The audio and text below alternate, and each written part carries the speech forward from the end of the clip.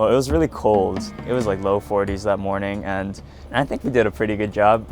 It was a struggle. It had to go up and down a couple times, and there was a lot of maneuvering the poles around. A thing that we all say is like, no one's gonna be like criticizing it whether it's perfect or not, but it's more of like a symbol of like us being here, and we're celebrating our heritage. Each fall, to mark the starting of Native American Heritage Month, we raise the teepee.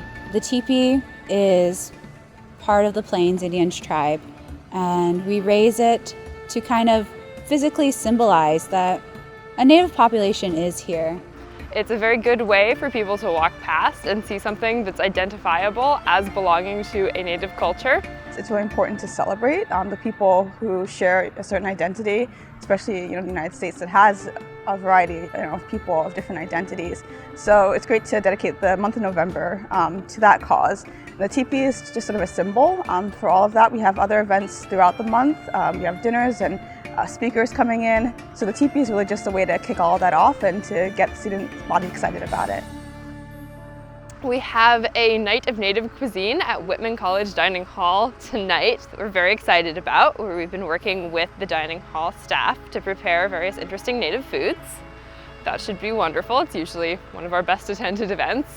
And a lot of people who might not otherwise think to attend one of our events go to that because it is in the dining hall and it's open to all Princeton students. We have a number of other events planned as well throughout the term. We usually have speakers and musical events. I had always known that I really wanted to encourage and pursue my culture, my community, and I knew that in coming to Princeton, that this culture and community would be small and intimate.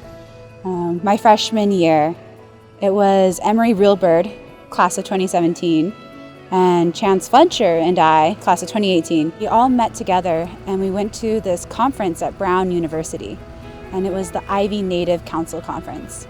And it was there that we saw and we met all the Native students in the Ivy League, students who shared similar stories as us, similar aspirations, similar interests. And it was the energy from that we came back and reinstated Natives at Princeton, previously known as Native Americans at Princeton. The first thing that we did as a group was change the name to Natives at Princeton.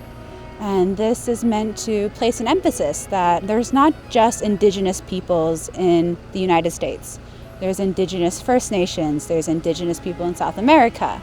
So we are all native to somewhere. There's sort of this blanket identity of being African American, and that you come from Africa and you're black, and that's all very good and well, but that completely eliminates the Native indigenous identity of the Caribbean that my family is very proud of and that I come from. So having this group here, to kind of lift that up and to celebrate that rather than kind of hide it under a blanket identity that the United States tends to lean towards, was really important to me personally, and just sort of finding my identity at Princeton. It is really, I feel like, all-encompassing, and it's like the symbol of like it's a home on campus for Native students. It's a gathering place.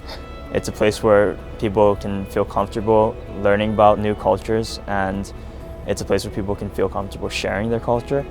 So I think that as a symbol, it stands as like just our way of spreading our culture with everyone here.